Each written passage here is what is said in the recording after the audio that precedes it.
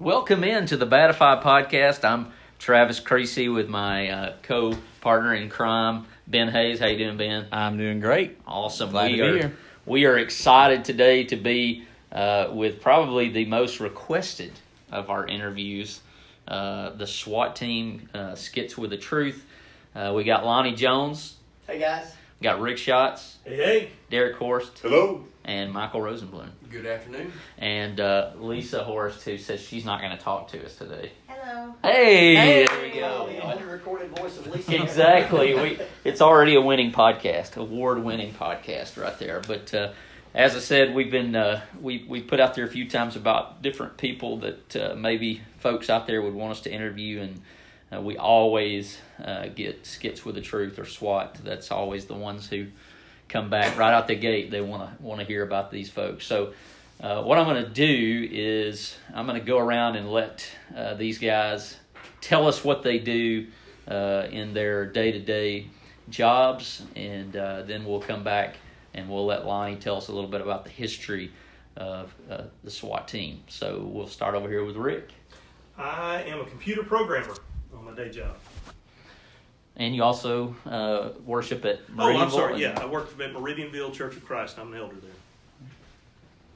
I'm Lonnie. My day job is I'm a licensed professional counselor and a consultant. Hey, this is Derek. I'm a paramedic with the ambulance service there in Huntsville, Alabama, and I worship with the Chase Park Church of Christ. And Lisa, who does the lights for us, is my wife and handler. Yeah, there you go.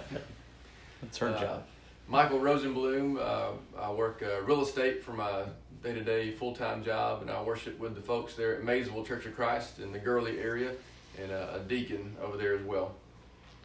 All right, Lonnie, why don't you tell us a little bit about the history of SWAT? So in 1986, I moved to Memorial Parkway Church of Christ, and the elders gave me a commission that they wanted our young people to be more evangelistic in 90 days. Of course, the elders were primarily of an engineering mindset, and they thought you just create a program and make it happen. So I was always busy in the field of experiential education. I didn't really know it was called that then. And I just asked for the freedom to use Wednesday nights after services to do scenarios or vignettes or whatever to let people learn how to express their faith in day-to-day terms. If you can illustrate something, you understand it. So this group of kids would get together and we would do, hey, here's a clipboard, do an interview with this person and see if they could pass a job interview to be a Christian. Here's a football, show me 4 things about faith. And as we began to develop these little scenes, it got to where folks would hear what we were doing and ask to see some of those scenes. And we came up with the idea to not have any props and not have any costumes or limited, wear all black uniforms, and call ourselves a SWAT team. Now, this is 5 years before I ever met the other SWAT team that I work with. But we started doing that on Wednesday nights, and then when I would get asked to speak at a youth rally, I would say, hey, I've got this group of kids that could entertain at lunch or in the evening. And we started traveling. Our goal was to do once a month from April till September. And by the time the program ended, I went into private practice in 1998. And by the time we did that, we were doing a show a month all year round, and primarily wrote our own material. And that's how we basically got started with a youth group. Rick was in the original group as a teenager. Derek was in the original group as a teenager. Lisa traveled and was a sponsor and helped our lights even back in those days. Well, that was going to be my next question. I was going to ask Rick and Derek how they got involved, but that works. Michael, when did you come along on the SWAT journey? When Lonnie was working with our youth at Maysville Church of Christ, I think I was a sophomore, I believe, in high school. And he said, hey, we're going to kind of bring back some of the SWAT skits that I used to do it over at Parkway. And I had seen it when I was in elementary school. I think there was a show they brought to Madison Academy when I was in school there. And so I had seen at least one show, and I said, well, I'll give it a shot. And it seemed like, fun and inspiring stuff that I got to witness. And so I wouldn't say we had tryouts, but we had, a lot of kids back there, and we started putting some skits together. And I always remember our first show that we did, I think, was in Albertville. Is that right? And Yep. Our first show, we had 20 some odd kids on this SWAT team, and we practiced and put skits together. And the first show that we did in Albertville, I remember Lonnie said, okay, all the guys on the stage, the guys and girls, raise your hand if this is your first ever SWAT show. And every one of our hands went up because it was the first time the guys in the audience, no way, this is incredible, So that's the first time that I was, I guess, a part of a real show like that, and saw the impact that it had on not just the youth in churches, but the adults as well. Well, that's interesting. I think we were connecting the dots earlier, and I know that I was at one of those shows, and I don't know if it was that one or not, but I remember kind of being amazed at being able to get these kids to do and the wonderful illustrations there, and he kind of mentioned the impact, and that's kind of what I want to come back to. And Rick, if you don't mind sharing maybe the impact in your life or where you've seen it in other people's lives as well. I guess about 5 or 6 years ago, I had been away from SWAT and was invited to come back, and we performed, I guess, in Pigeon Forge. Was that 5 years ago? Performed in Pigeon Forge, and there were 5,000 plus there, and I was really impacted by the impact they had. We do these skits, and we write them to have that kind of impact, but and it's fun when we get together, but to put that out there and get the feedback that we got, it's just amazing. It really lets you see that what we're doing is getting out there. It's communicated well. Really they understand connecting it with people. Yeah, connecting with people. Yeah. But it's awful. It's a challenge. I know that as we've practiced and I've come along, the goal is not to make it so in their face, but to get them to think. And even if it takes them a little while to get it, even if they get back to the room or on the ride home, that it kind of hits them, that it causes them to think. It makes them think and kind of work through, really, in some ways, why they believe what they believe. And you didn't really share how you came to be a part of SWAT. I didn't either. I think Shine was the first thing that I did. Is that correct? Yeah. And did a little youth rally in the Florence area, and we did that one time, and then we started doing it at CYC again, and then I don't know, a couple of years into that, we were heading out here, and I believe it was Rick's son was going to be with us on the team that year, and he got the flu. And so Travis was going to be on the van with us anyway, and he pretty much... That was a lot of fun learning it in a 12-hour drive to Dallas. But, van drive. It's been awesome. It's been great. And, I'd forgotten that I kind of snuck in there. I don't know to get the reference of Wally Pipp to some degree, but they've let me hang around. But that's Travis's cool. comment was, I'm the obscure X-Man that nobody knows, but I showed up and saved the day. He is still listed in my phone contacts as the X-Man, Travis Creasy. And those of you that know me, that just fits, the obscure weirdo. Anyways, kind of going along with the question I asked Rick, Lonnie, is there anything, and doing it as long as you've done, some of you guys, there's just countless stories of where you've seen possibly the impact. But once again, either in your life or in the lives of others, particularly, specific story maybe. I actually have an undisclosed collection of letters that churches have sent and individuals have sent that were addressed not to Lonnie, but to the SWAT team. 3703 Memorial Parkway, to the office there at the church, the SWAT team. And now some that were addressed to Maysville, some that's been addressed to my house. And I've got a small collection of very moving letters that said, you guys performed, and we were entertained, and we got home, and that's what our kids talked about. Or my son was baptized. And I've got a collection. I don't save them all. I save the ones that are special to me. And it's amazing that something as simple and as simply communicated as it is as powerful as it is. An experience linked with an emotion creates a memory. So we get up on stage and we don't build an elaborate set. The audience has to experience. Oh, that's what the elevator looks like. That's what the cross shop looks like. And they build the set in their mind. And no two people in the audience see the same thing. They hear the same words, but their mind takes them there. And then that experience, they're participating with the emotion, the laughter, the sadness, the joy, the shock. Yeah. Builds a memory, and it stays with your folks. part, Travis. Yeah. Well, we do videos, silly videos, and it took me a while because I always thought, well, we've got to somehow make it where you see the impact or, to see the funny part.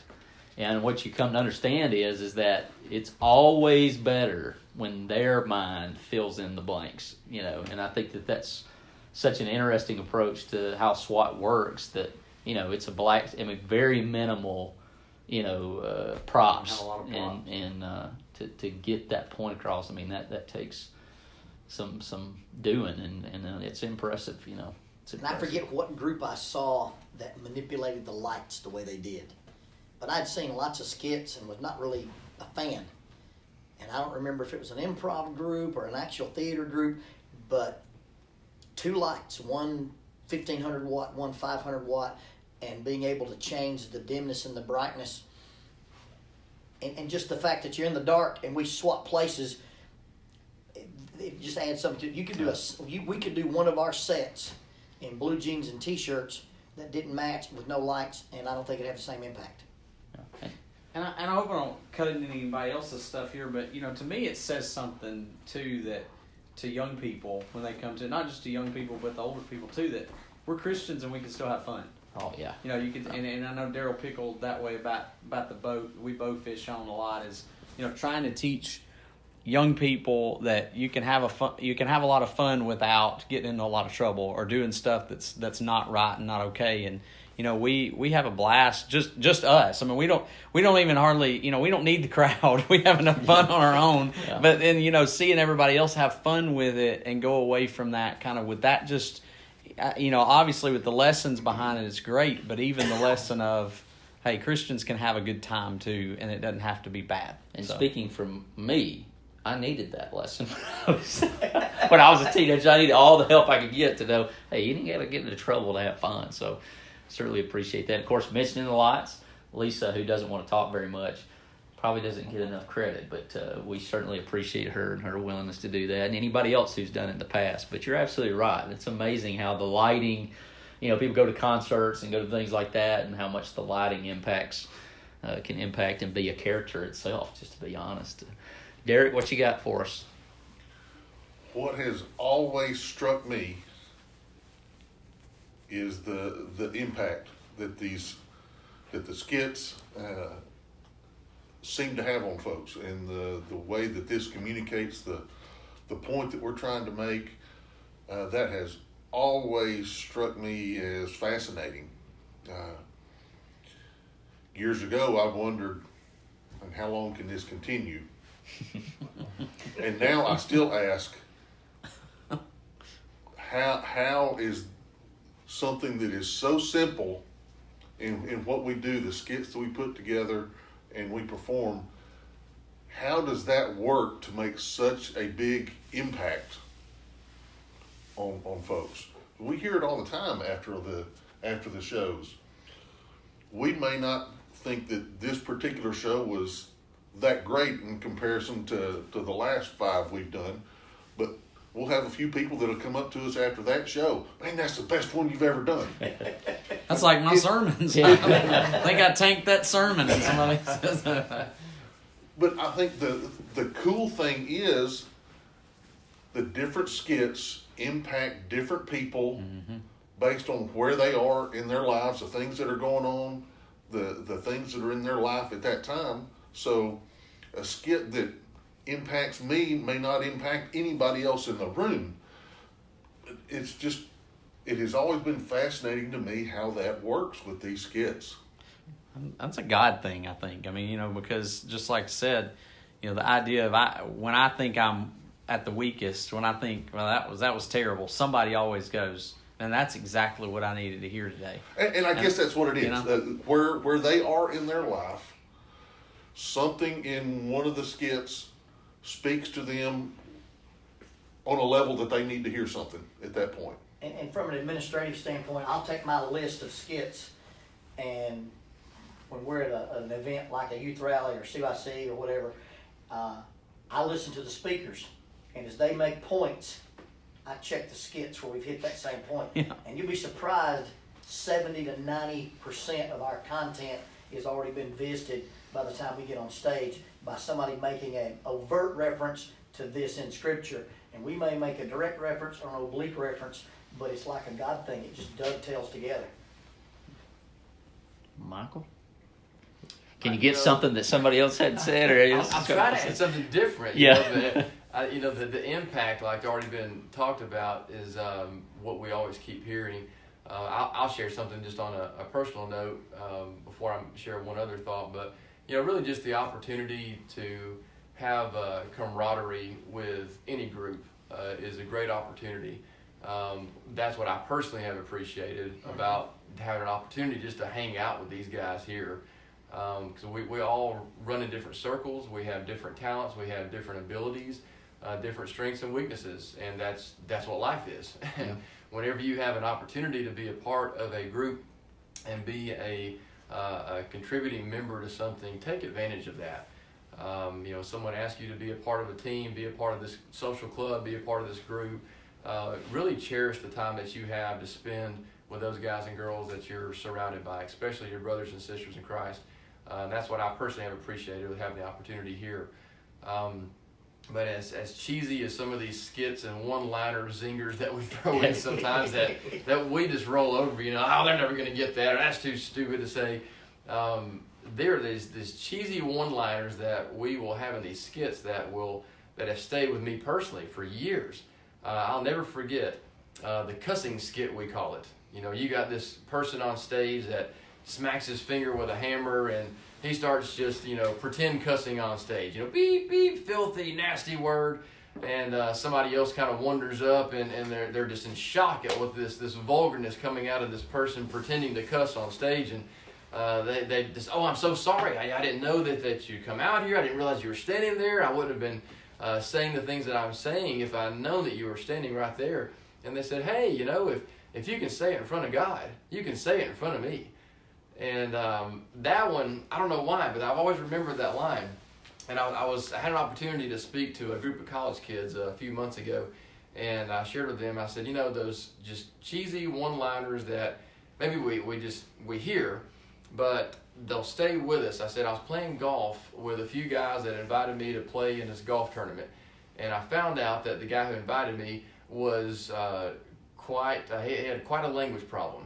And as we got to about hole number 13 or 14, I had about enough of the language that afternoon.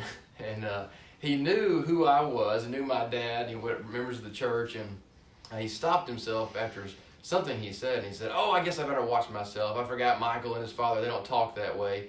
And I said, hey, listen, if you can say it in front of God, you can say it in front of me. He got swatted. and the two other guys playing with us just about dropped their jaws on the ground and said, he caught himself and said, well, yeah, I guess I talked that way in front of God a lot. And then never heard of a nasty word the rest of the 4 or 5 holes that we played.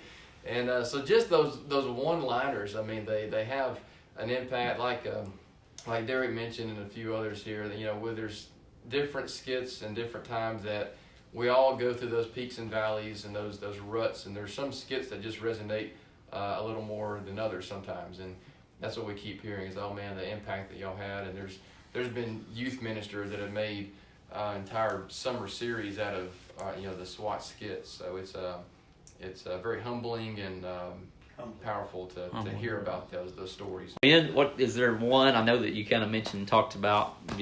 Yeah, I think that I was going to add on, so I guess this would be mine, but like that it's not just the teenagers. My kids go to CYC, and I have them run the gauntlet of ages, and they'll all, pick up on something, and there's something that they connect to, and they'll quote something, and they'll ask, hey, is that the guy who called me butter because I'm on a roll? My son remembered that from several years ago this week. And I know Michael's talked about his kids quoting things, at home about it. And then, you'll go to these things. I know we went to a youth rally, and I'll leave it unnamed, where, the elders were a little bit, questioning about whether we were going to be okay to be there and that sort of thing. And then, they came up afterwards, and that was phenomenal. It connected. It was, and so you had even the older generation. So just from kids to older, grandparents who are, being affected by it. And so it, storytelling, and that's kind of what we're doing in little short bits. It seems to, it connects with all ages. And so I think it's and Jesus did that too with his stories that he told. I think a side effect you get, a lot of our stuff is founded and built on stuff that's older. The teenagers now, they're like, think we're creating it ourselves, and then you've got the older folks out there go, oh, I know where that's from. I think Ray Stevens, we've done some stuff on him, and even if it keeps that conversation of the older ones talking to the younger ones, and like, well, that's where this came from. That opens up communication and helps them relate. That hey, it is funny, and once again, go back. This is funny without being vulgar. This is funny without being worldly and. I just think it hits on so many levels and so many that maybe weren't even intended, when SWAT started. Just want to take a moment as we get ready to ask the final question to our guests to encourage you, if you are in the market or looking to create your own podcast, to look at Anchor. That's what we use. As you listen, you may be thinking, if these two guys can do it, then anybody can, and that's absolutely true with Anchor. The best part is it's free. There's plenty of creation tools that allow you to record, edit your podcast right from your phone or computer. You can also contact and have your guests on from different locations or right there in the room with you. Anchor will distribute your podcast for you. It can be on Spotify, Apple Podcast, and many more. You can make money from your podcast with no minimum listenership. It's everything you need to make a podcast in one place. Download the free Anchor app or go to anchor.fm to get started. As we like to wrap up each episode, we like to kind of bring things down a little bit to get to know folks personally as we interview them. So we'll talk about several different questions very quickly, kind of fire through them to kind of wrap up our show. And the first thing we'll start with is, what is an unpopular opinion that you may have? I've got two. One is violence is not the answer always. But when it is the answer, it is the only answer. I would say that's unpopular, but I can't say that I disagree. And then I'm a major proponent of modern speech translations. Kids will not read a book they cannot read. And if our children can't read the Bible for themselves, they can't come up with the facts, the concepts, and the applications. And I get pushed back at some of the more right side of our fellowship groups when I say, hey, look, you need to have your kids reading the Bible they can read. That's an unpopular opinion in a lot of churches. Truth is, it's the same way with adults. They won't read a book that they can't read either. Yeah, exactly. So. Exactly. Actually, I shared, I think, my unpopular opinion this morning with Lisa and Rick and Derek after a session at CYC with Ben and Lonnie, and somehow the topic of participation trophies came up. And I grew up as, I think I'm within one age of a millennial, 1 or 2 ages. So I'm in that millennial category where, what's been put on us is having all these achievements for doing nothing, and, we're not grateful for anything. But I grew up where you did not get a participation ribbon or trophy for showing up. And I was involved in sports, and I was involved in Lads to Leaders from the time before you can even participate in competition there. 2nd grade, I think I led a song all the way through senior year. And I'll never forget, I was talking to my cousin about it, and she was saying, I'm glad that I did not get a ribbon or a plaque for showing up or a trophy if I didn't place. That sometimes in life, you just need to be a loser. And I was not under that. I said, hey, amen. I agree, and there's now been studies that have come up about participation ribbons and trophies that are devaluing the winner, and they're no good. And that's my unpopular opinion. Is I'm a fan of, you give plaques and trophies to people who win 1st, 2nd, and 3rd place if that's your category, and if you didn't, great. You try again and come back and do better next time. Winners get sprinkles. Yeah. Amen. Mine goes right along with that. I've used this with my kids a time or two. You got to be tough if you're going to be stupid. So that's my kids live that out every day. You're gonna do something stupid, you're gonna pay the price. So Play stupid games, you win you win stupid stupid prizes. prizes. I might have had it broken over the pillow. That was beautiful. Rick, Lonnie, Derek, Michael, Ben, obviously Lisa. We sure do appreciate it, and we will talk to you again soon.